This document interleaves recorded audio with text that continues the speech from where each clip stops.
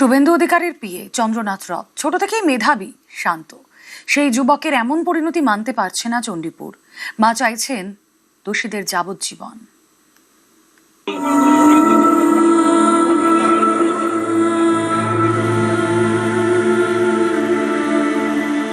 যারা গরম গরম বক্তব্য দিয়েছিল যে 4 তারিখের পরে দিল্লির কোনো ভাব রক্ষা করতে পারবে না, সেটাই তারা দেখিয়ে দিল। নতুন সরকার যে গঠন করবে তার কাছে ওটা নেব যে আমার ছেলের এই মৃত্যুর জন্য শাস্তিটুকু হয়। আমি একজন মা, আমি চাইবো না তাদের ফাঁসি হোক, কিন্তু যাবজ্জীবন কারাদণ্ড চাইছি।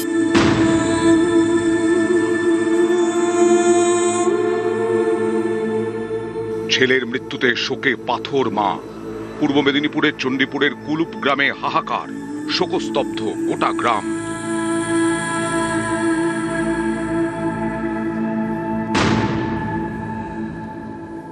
আমার মনে হয় ও এই ভোটের লড়াইতে ভবানীপুর, নন্দীগ্রাম, চণ্ডীপুর বিভিন্ন জায়গার দায়িত্বে ছিল, যার জন্য আমার মনে হয় ওর প্রতি টার্গেট ছিল, যার জন্য আমার মনে হয় এই প্রতিশ্রুতি।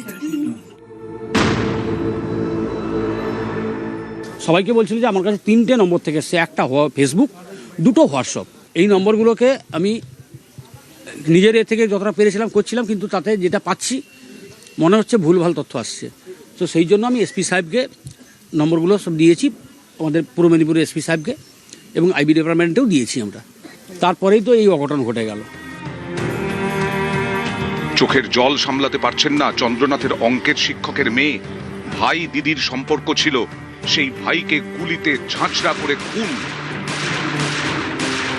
চন্দ্রদার সঙ্গে আমার একটা আত্মিক রিলেশনশিপ, ছোটোবেলা থেকে বাবার কাছে পড়তো চন্দ্রদা, আর চন্দ্রদার সঙ্গে ছোটোবেলা শৈশবটা পুরোটা আমাদের একসঙ্গে কেটেছে বলতে গেলে। আমি ভাইফোঁটাও দিয়েছি চন্দ্রদাকে। বুধবার রাতে খুন, তার আগে বুধবার দুপুরে অনেকটা সময় চণ্ডীপুরে কাটিয়েছিলেন চন্দ্রনাথ। বিজেপির জয়ের পরে তাকে সম্বর্ধনা দেওয়া হয়। পূর্ব মেদিনীপুর থেকে কলকাতায় ফেরেন, কলকাতা থেকে মধ্যমগ্রাম, আবাসনে ঢোকার মুখে খুন। চন্দ্রনাথ রথ, শুভেন্দুর পিএ, চণ্ডীপুরে কারো কাছে ভাইয়ের মতো, কারো কাছে গাইড। হ্যাঁ, বিরাট ভূমিকা ছিল ওর। ও যে আমাকে ইন্সপায়ার করেছে, ওর মা আমাকে হাসি দিয়ে, আমার দিদি, সে যেভাবে ইন্সপায়ার করেছে। হ্যাঁ, ও বলতো কি কি করতে হবে না করতে হবে, কি করে আপনার কিটা কোনটা জিনিস আপনাকে সামনে তুলে ধরতে হবে, আমাকে গাইড করতো। আমার পুরো গাইড ছিল ওই। আমি এখন কি করে এই যে সামলাবো সেটা আমি বুঝতেই পারছি না। 2019 থেকে শুভেন্দুর ছায়া সঙ্গী, বরাবরই মেধাবী চন্দ্রনাথ। 1984-তে জন্ম, পড়াশোনা শেষে সেনাবাহিনীর বিমান শাখায় যোগ। প্রায় 2 দশক দেশের সেবা করেন চন্দ্রনাথ। স্বেচ্ছাবসর নেওয়ার পর যোগ দেন কর্পোরেট চাকরিতে। শুভেন্দু অধিকারীর সঙ্গে বেশ কয়েক বছরের সম্পর্ক। শুভেন্দু অধিকারী তৃণমূলে থাকার সময় থেকেই ব্যক্তিগত পরিচয়। 2019-এ শুভেন্দুর পিএ হন চন্দ্রনাথ রথ। আমার মনে হয় ও এই ভোটের লড়াইতে ভবানীপুর, নন্দীগ্রাম, চণ্ডীপুর বিভিন্ন জায়গার দায়িত্বে ছিল, যার জন্য আমার মনে হয় ওর প্রতি টার্গেট ছিল, যার জন্য আমার মনে হয় এই প্রতিশ্রুতি।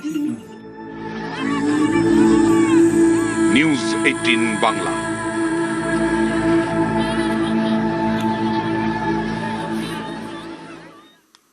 বিস্ফোরক অভিযোগ শুভেন্দু অধিকারীর। ভবানীপুরের জেতায় আত্মসহায়ক খুন, বিরোধী দলনেতা হওয়ায় চন্দ্রনাথকে খুন। চাঞ্চল্যকর অভিযোগ শুভেন্দু অধিকারী।